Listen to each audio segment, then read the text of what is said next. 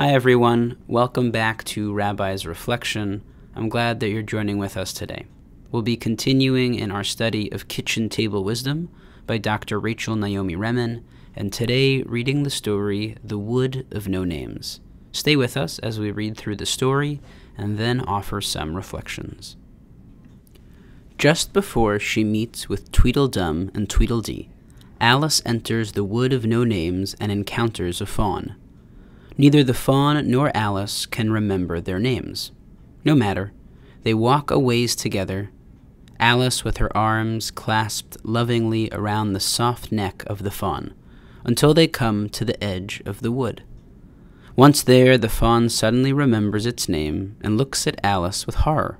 "I'm a fawn," it cries out, "and dear me, you're a human child." Terrified, it runs away.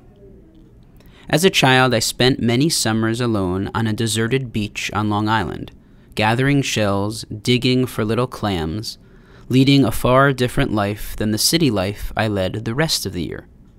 Day after day, I watched everything, developing an eye for change in all its subtlety. The rest of the year in New York City, I did not look directly at anyone I did not know and did not talk to strangers. There was great peace in those summers, and a new ability to be without people and yet not alone.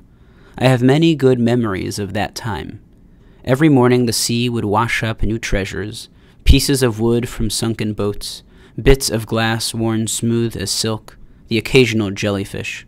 Once I even found a pair of glasses with only one lens left in them.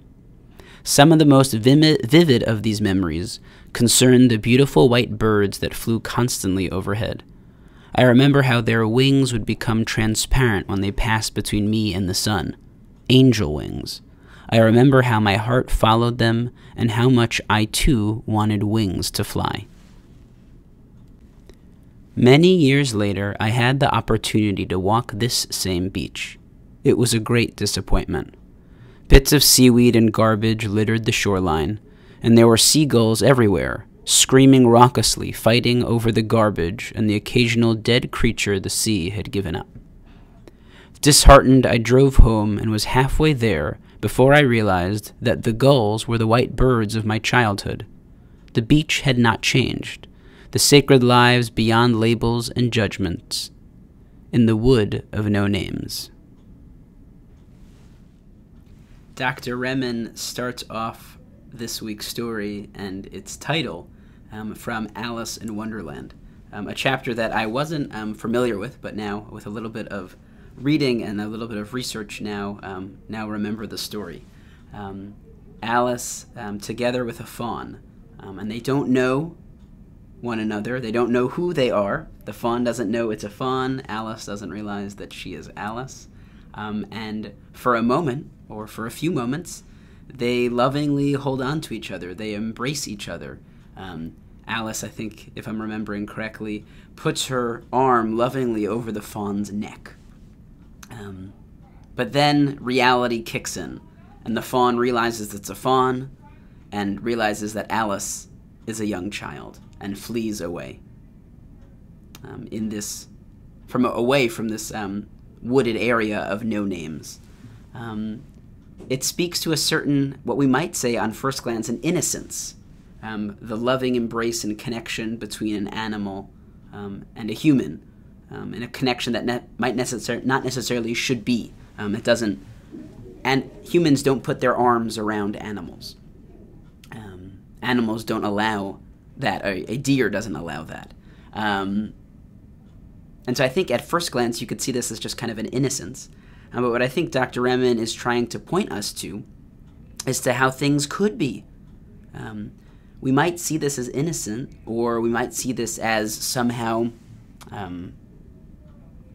childlike. But in fact, it has great and profound teachings for us.